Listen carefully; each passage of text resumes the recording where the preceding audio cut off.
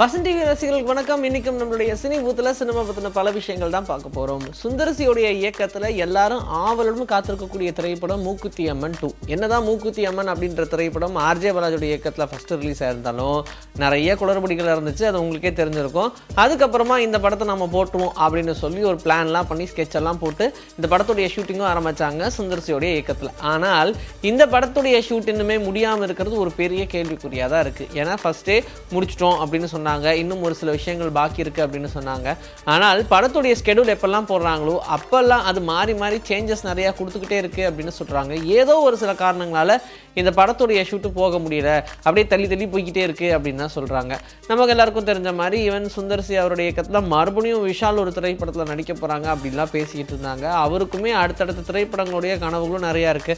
அரண்மனையுடைய அடுத்த பாகம் எடுப்பாரு, கலகலப்போடைய அடுத்த பாகம் எடுப்பாரு, இப்படிலாம் நம்ம எல்லாம் எதிர்பார்த்துட்டு இருக்கோம்.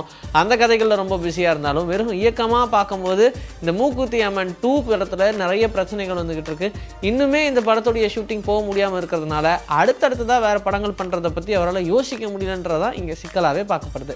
அவதார் அப்படின்ற ஒரு திரைப்படம் ஜேம்ஸ் கேமரனுடைய படைப்பிலேயே ஒரு விலை உயர்ந்த ஒன்று அப்படின்னு சொல்லலாம். ஏன்னா அவருடைய இயக்கத்தில் வந்த எல்லா திரைப்படங்களையும் ரொம்ப ரொம்ப வேல்யூபிளான விஷயங்கள் அப்படின்னு தான் சொல்லணும். ஆனால் அப்படிப்பட்ட வரிசையில் இந்த அவதார் அப்படின்ற படம் மட்டும் அது போய் டாப் நாச்சில் உட்காந்துருக்கும். ஏன்னா வேர்ல்டு வைடில் இவ்வளோ பெரிய வசூல் ஒரு திரைப்படம் பண்ணதே இல்லை.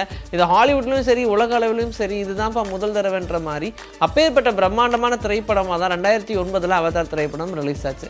அதோடைய 2 ரிலீஸ் பண்ணுறேன்னு வே ஆஃப் வாட்டர் அப்படின்னு ரிலீஸ் பண்ணாங்க. அதுவும் வசூல் ரீதியாக ஒரு பெரிய சக்ஸஸ் தான். இப்போ அவதார் ஃபயர் அண்ட் ஆஷ் அப்படின்ற இந்த திரைப்படமும் வசூல் ரீதியாக ஒரு பெரிய சக்ஸஸ் தான், அதில் சந்தேகமே இல்லை அப்படின்ற மாதிரி ப்ரூவ் பண்ணிட்டாங்க. 5 நாளில் 4000 கோடி ரூபாய் வசூல் அப்படின்றது ஒரு சாதாரண விஷயமே கிடையாது. இந்த திரைப்படம் 4000 கோடி ரூபாய் 5 நாளில் உலக அளவில் வசூலிச்சிருக்கு அப்படின்ற ஒரு விஷயத்தை வெளியே சொன்ன உடனே ரசிகர்கள் மத்தியில் பயங்கரமான ஒரு வரவேற்பு. ஈவன் சினிமா ரசிகர்கள் எல்லாரும் இந்த படத்தை ரொம்ப தீவிரமாக பார்க்குறாங்க அப்படின்னா அதுக்கு காரணம் இந்த படத்தில் இருக்கக்கூடிய அப்பேற்பட்ட கிராஃபிக்ஸ் காட்சிகள் தான்.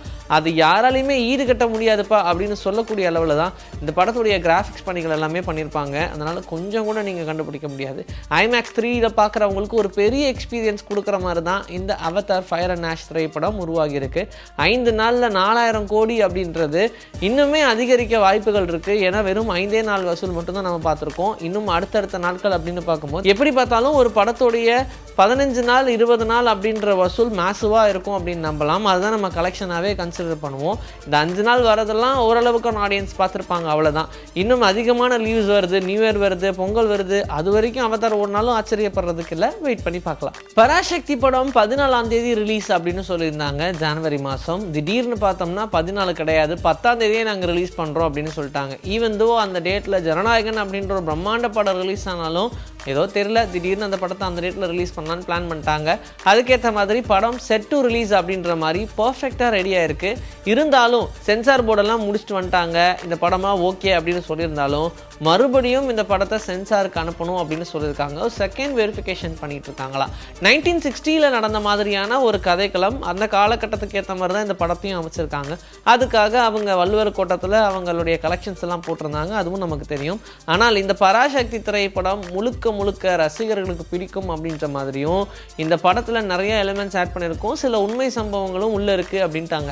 அது என்ன உண்மை சம்பவம், அது யாரையாவது பாதிக்குதா என்ன ஏதுன்றதை கரெக்டாக கிளாரிஃபை பண்ணும் அப்படின்னு சொல்லிட்டு இந்த படம் ஃபஸ்ட்டே சென்சாரில் ரொம்ப துல்லியமாக தான் பார்த்தாங்க.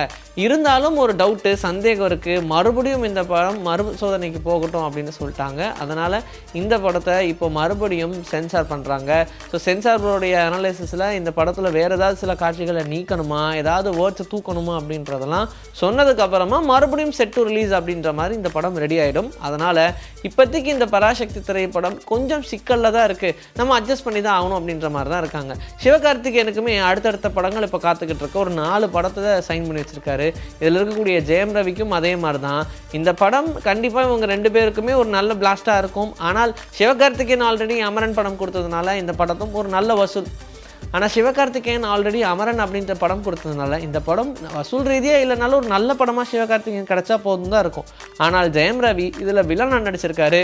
ஆனால் அவருக்கு முன்னாடி ரிலீஸ் ஆன எல்லா திரைப்படங்களுமே கொஞ்சம் ரசிகர்கள் மத்தியில் வரவேற்பு கம்மியானது தான். அதனால் இந்த படம் கண்டிப்பாக ஜெயம் ரவிக்கு ஒரு கெரியர் சேஞ்சாக இருக்கும் அப்படின்ற மாதிரி தான் நம்புறாங்க. அகில் சத்யனுடைய இயக்கத்தில் நிவின் பாலியோடைய நடிப்பில் சர்வமாயா அப்படின்ற ஒரு திரைப்படம் உருவாகியிருக்கு. டிசம்பர் 25ஆம் தேதி இந்த படத்தை ரிலீஸ் பண்ணவும் பிளான் பண்ணியிருந்தாங்க. இப்போ நிவின் பாலின்ற பேரை கேட்டவுடனே திடீர்னு நிவின் பாலி ரொம்ப குண்டாயிட்டா இருப்பா, அதனால அவருக்கு பட வாய்ப்புகள்லாம் கிடைக்கல அப்படின்லாம் சொல்லிட்டு இருந்தாங்க. ஆனால் அதுக்கப்புறமா தான் விஷயம் தெரிஞ்சது, அவங்களுக்கு கொஞ்சம் உடம்பு சரியில்லாமல் போயிடுச்சு. அந்த டைமில் அவங்க பெட் ரெஸ்ட்டாக இருந்தாங்க, அதனால உடன் பருமன் ஆயிடுச்சு, இப்படிலாம் நிறைய சொல்லிக்கிட்டு இருந்தாங்க. அது போக இப்போ மறுபடியும் செட் ஆன் ஃபயர் அப்படின்ற மாதிரி படப்படன்னு அடுத்தடுத்த திரைப்படங்கள் நிவின் பாலியோடைய நடிப்பில் உருவாகிட்டு இருக்கு.